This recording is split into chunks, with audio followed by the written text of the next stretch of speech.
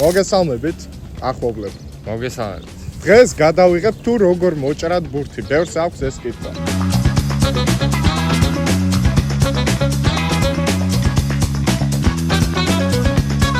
ჩვენ ამოვყრიფეთ პროფესიონალური ფეხბურთელების აზრები ამ დარტყმასთან დაკავშირებით, ტრენტი, მედისონი, ბენქემი და სხვა. დღეს ვეცდებით გაგიზიაროთ მათი გამოცდილება და ჩვენი გამოცდილებაც ასევე მცირე. თუ მნიშვნელოვანია თქვენი გამორბენი, თუ როგორ მოემზადებით ბურთზე დასარტყმელად. თუ ჩვენ გამოვალთ ესე და ამ კუთხიდან დავარტყავთ, ჩვენთვის ურთულესი იქნება, რომ დარტყმის მომენტში იქეთა კუთხეში მოვათავსოთ, რადგან ტანი ესე უნდა გადავხაროთ, ხო?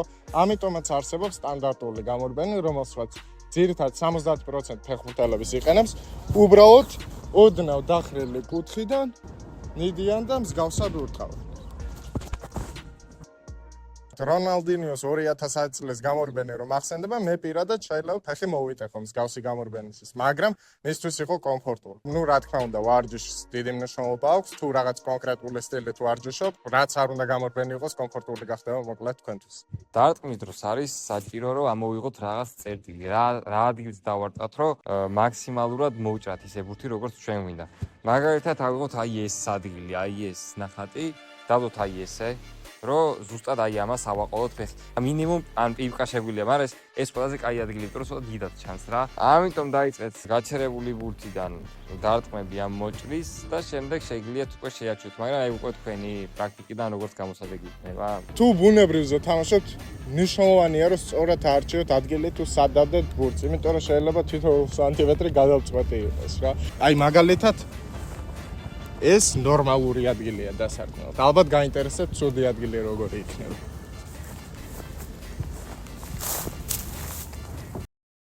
დარტყმის ორი სტილი არის, როცა ბურთს ფეხს აყოლებ, ალბათ უფრო მონახაზში სვა ბურთს შემიაზრით, და რომელსაც არ აყოლებ, ნუ უკვე ის შენიდგა გამომუშავებული ალბათ მაგ მომენტში ეს დარტყმის სტილი რა.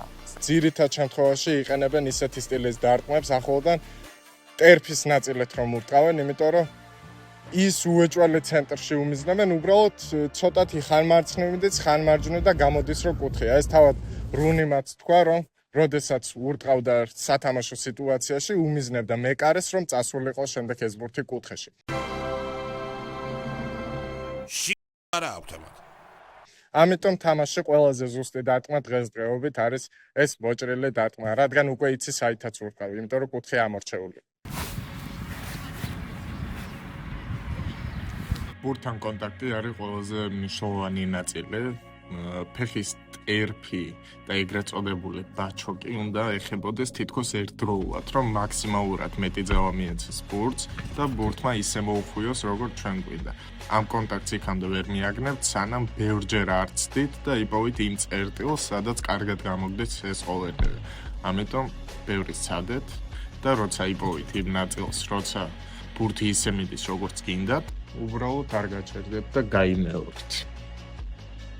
და დღესთვის ბოლო რჩევა. ვარჯიშის გარეშე ეს ყველაფერი არ გამოვა. დიდი შრომა უნდა ჩადოთ ამ ყველაფერში. აი, ჩვენ რო ჩაგვედო დიდი შრომა თავის დროს შეიძლებოდა ჩვენ ვიდეოების გადაღება არ გავუგეცელებიან და სხვანაირად გეყურებინათ ჩვენთვის. კი ბატონო. ამიტომ თქვენც რო ვიდეოების გადაღება და ამგვარი სიამონება არ მიიღოთ ვიდეოებიდან და ფეხბურთიდან, შეგიძლიათ ბევრი ივარჯიშოთ და მიაღწიოთ იმას, რასაც ბევრი ვერ აღწევს. როცა ფეხბურთელებს ეკითხებოდნენ რა არის თქვენი საიდუმლო, ყოველთვის პასუხი იყო შრომა, ვარჯიში და ამ ყველაფრის გამეორება. მნიშვნელობა არ აქვს შენ რა თეორიას უყურებ, თუ ეს პრაქტიკაში არ გააკეთე და შენი სტილი არ იპოვე, აზრი არ ექნება. ამიტომ გადით, ივარჯიშეთ, იპოვეთ ის მომენტი, როცა დაამუღამებთ თუ ბურთს როგორ უნდა დაარტყათ და მე ყველაფერი უკვე მარტივდება. ყველაფერი კარგად იქნება. ჩვენ ვახლოვდება. დალაიქეთ თუ მოგეწონათ ვიდეო. და გააიქეთ და ზანზაბაკი გააქტიურეთ. კი, და შემდეგი ვიდეოსთვის თუ გინდათ უკვე ნაკბოლ ესეთი დარტყმა. აი ესე რო შეშტება ბურთი რა და ისე რომ ან ესე რომ ის. მაგას ხმელფოთოლს ვარ ეძახი, გონი ხმელფოთოლს ეძახი. არა, მაგას ეძახიან მოტეხილ ფეხს.